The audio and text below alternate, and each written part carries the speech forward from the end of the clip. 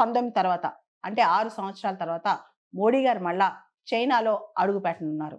Shanghai cooperation organisation summit, ఈ summit కోసం భారత ప్రధాని మోడీ గారు ఆగస్టు 31 సెప్టెంబర్ 1 తారీఖున చైనాలో పర్యటించనున్నారు.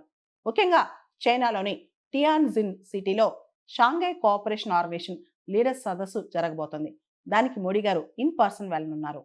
మోడీ గారు 2024లో చైనీస్ ప్రెసిడెంట్ షీ జిన్పింగ్ ని కలిశారు. కానీ అది బ్రిక్స్ సమ్మిట్ లో రష్యాలోని కజన్లో అక్టోబర్ 2024 అంటే లాస్ట్ ఇయర్ కలిశారనమాట. అది రష్యాలో బ్రిక్స్ సమ్మిట్ సైడ్ లైన్స్ లో కలిశారనమాట.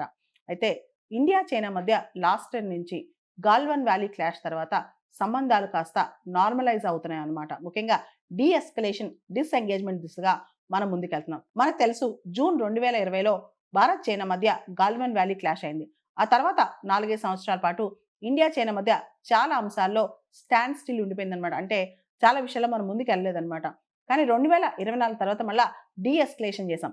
కానీ మోడీ గారు ఆ తర్వాత ఇప్పటి వరకు కూడా అంటే గాల్వన్ వ్యాలీ క్లాష్ దగ్గర నుంచి ఇప్పటి వరకు కూడా చైనాకు అడుగు పెట్టలేదు. కానీ ఇప్పుడు మనం చూస్తే గనక ప్రపంచ రాజకీయ పరిణామాలు మారిపోయాయి. ముఖ్యంగా డొనాల్డ్ ట్రంప్ ఇండియాని బెదిరిస్తున్నారని చెప్పొచ్చు. మీపైన ఆంక్షలు విధిస్తాం, మీపైన టారిఫ్లు విధిస్తాం అని చెప్పి. ఈ టైంలో అమెరికాని బ్యాలెన్స్ చేయాలంటే రష్యా, చైనా భారత్కు అవసరం అనమాట. ఈ బ్యాక్ డ్రాప్ లో మోడీ గారు ఇప్పుడు చైనాకి పర్యటించనున్నారు. ముఖ్యంగా పెహల్గాం టెర్రర్ అటాక్ సంబంధించిన అంశాలు ఒకవైపు, మరో పక్క చైనా పాకిస్తాన్ ఫ్రెండ్షిప్ అనమాట. ఇవన్నీ చూస్తే మోడీ గారి పర్యటన అనేది ఇప్పుడు చాలా కీలకంగా మారింది. జూన్ లో ఏదైతే డిఫెన్స్ మినిస్టర్ సమ్మిట్ ఉందో ఎస్సీఓది, రాజ్నాథ్ సింగ్ గారు అక్కడ డిక్లరేషన్ సైన్ పెట్టకుండా వచ్చేసారనమాట. ప్రధానంగా ఏంటంటే పెహల్గాం టెర్రర్ అటాక్ సంబంధించి ఎటువంటి ఖండన కూడా ఆ ఎస్సీఓ డిక్లరేషన్ లేదనమాట.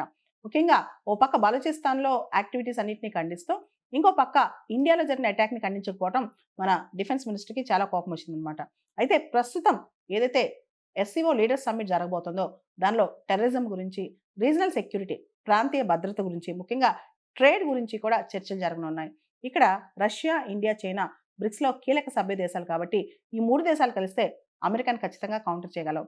మనకు తెలుసు షాంఘై కోఆపరేషన్ ఆర్గనైజేషన్ అనేది 2001లో స్టార్ట్ అయింది.